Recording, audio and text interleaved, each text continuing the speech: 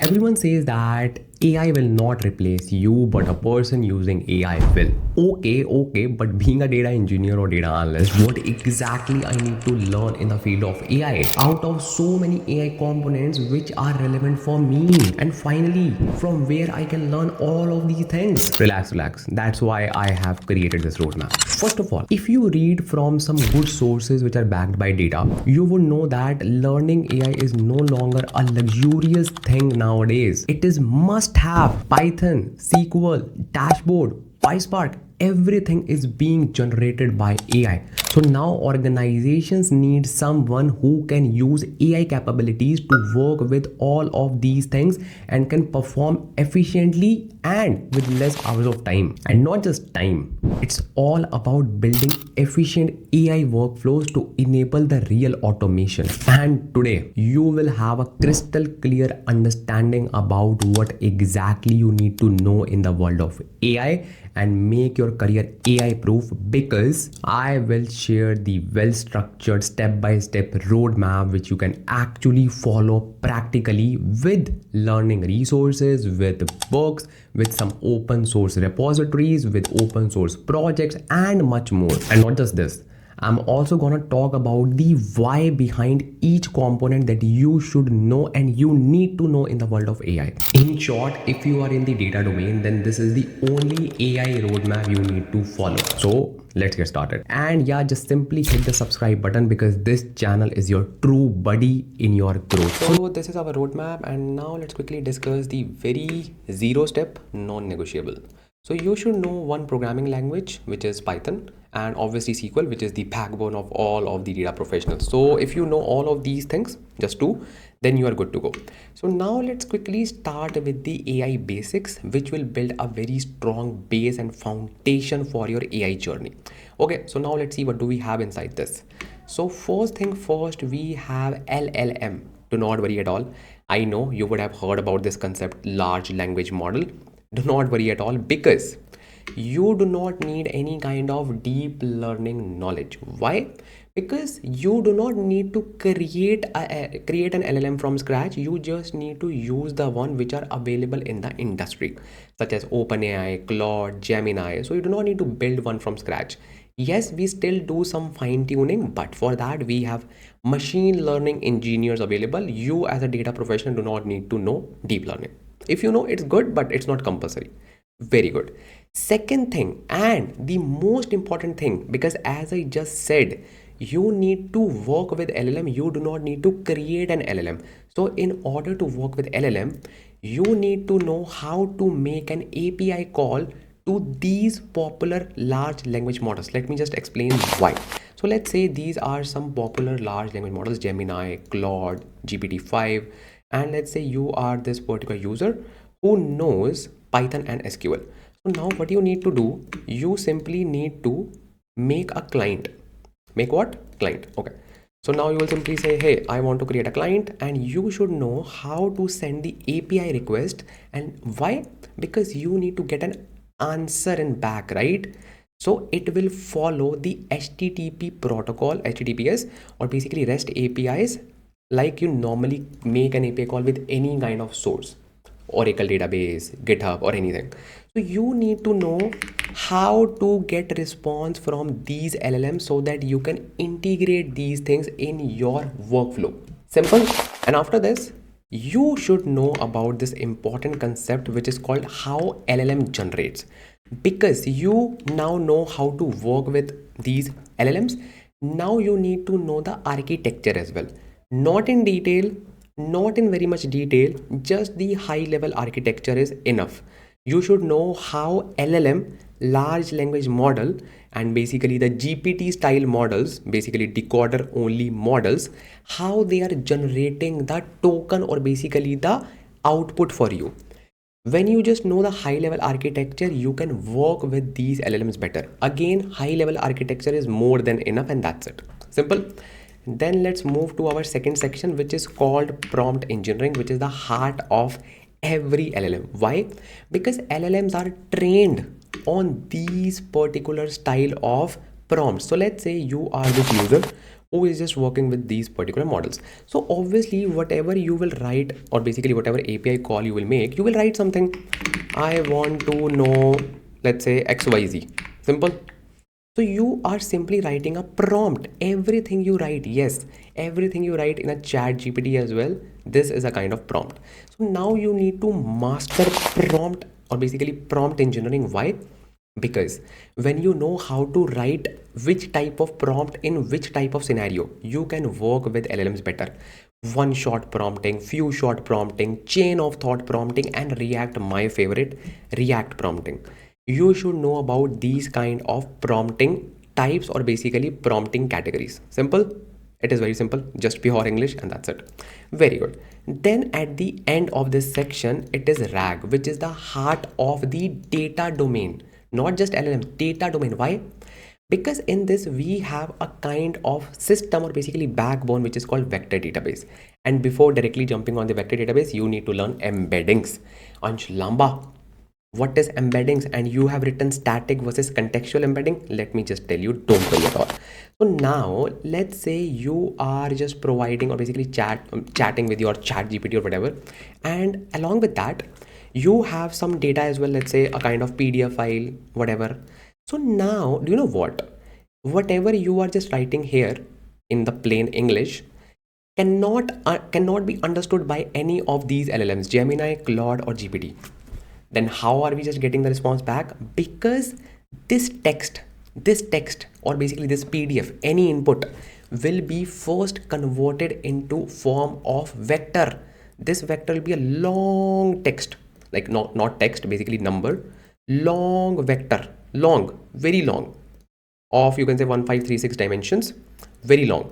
And this can be, let's say, like this, 0.1 comma minus 0.2 comma tuck, and very long array. So this can be understood by this LLM. Yes, this goes to your LLM, and this is called embedding.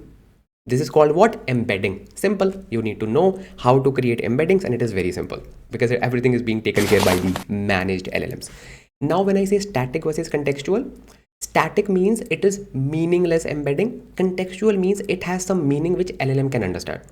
Again, you do not need to worry about this thing. You simply need to know how to use it. Simple. So the second thing is vector database. And whenever I say database, I am actually calling my data professionals, because database is our thing, right? Now, Ansh, we have heard about SQL database, NoSQL database, graph database. What is vector database? Let me just tell you, it is very simple.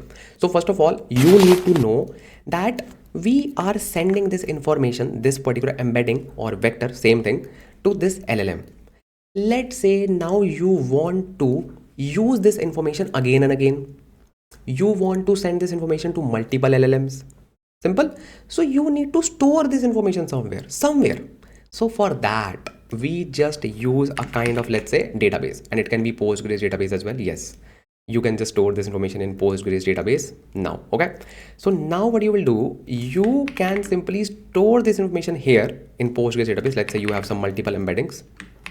Okay, let's say multiple embeddings. Now you can literally connect your vector database to your LLM so that you can reuse this information again and again.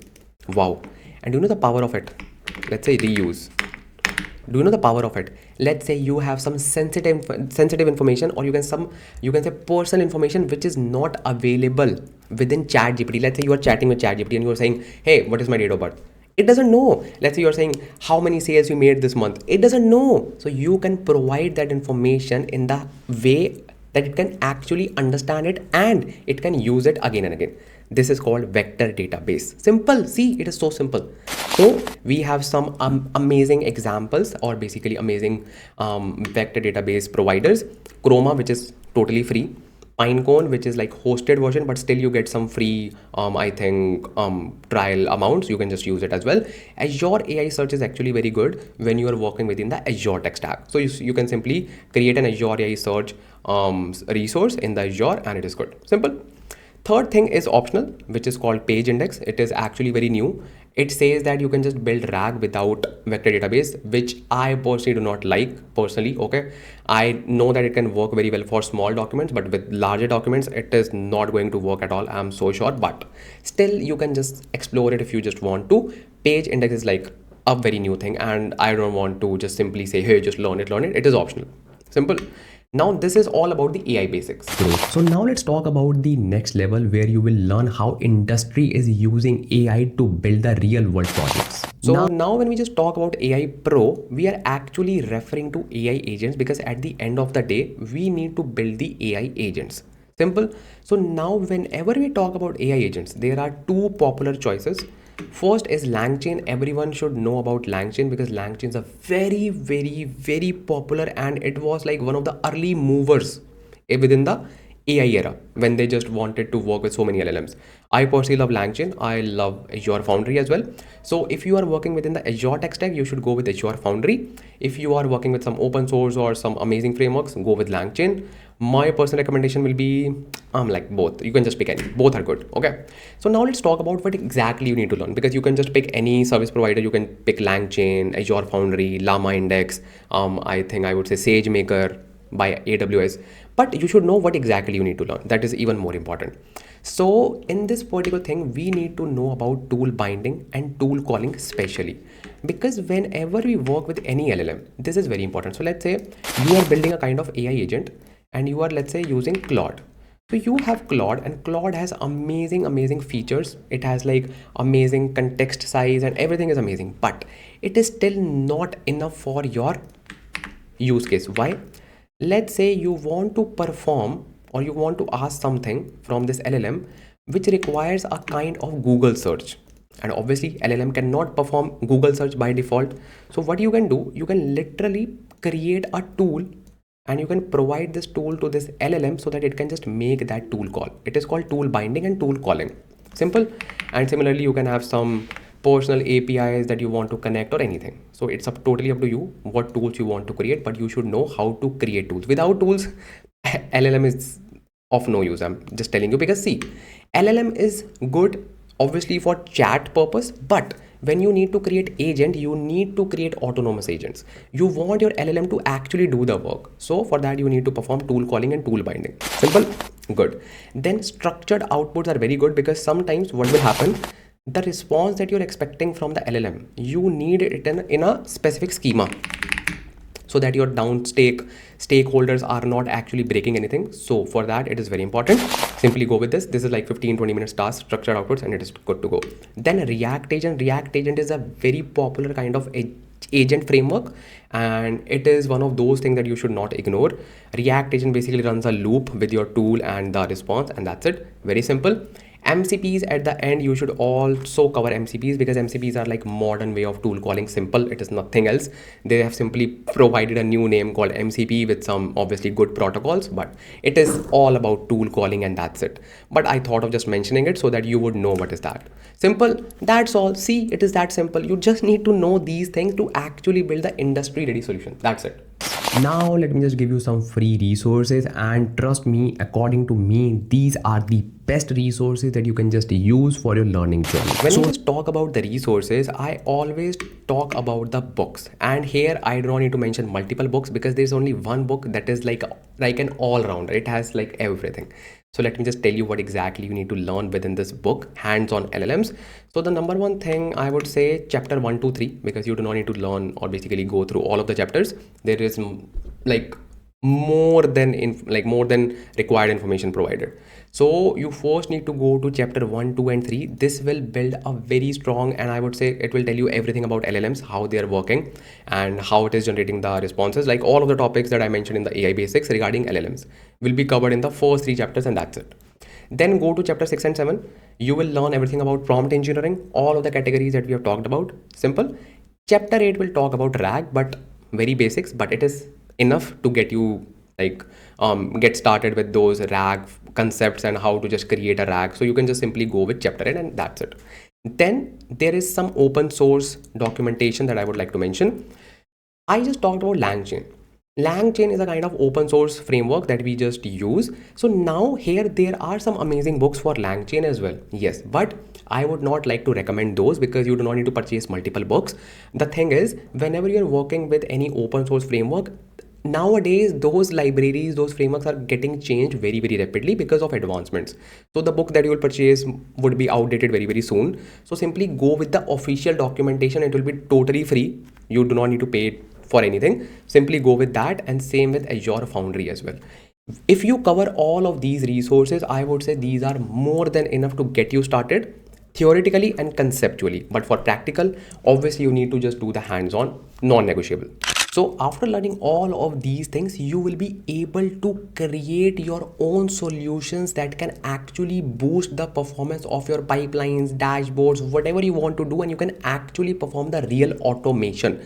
I hope that now you have a crystal clear understanding. So this is your complete roadmap that you need to follow. Now, if you want me to create a dedicated one-shot video covering all of these topics, please do let me know in the comments because I would love to help you all. Just write, I want to learn AI. And if we get 1,000+ comments with 2,000+ likes, then definitely video will be yours. And simple. Happy learning.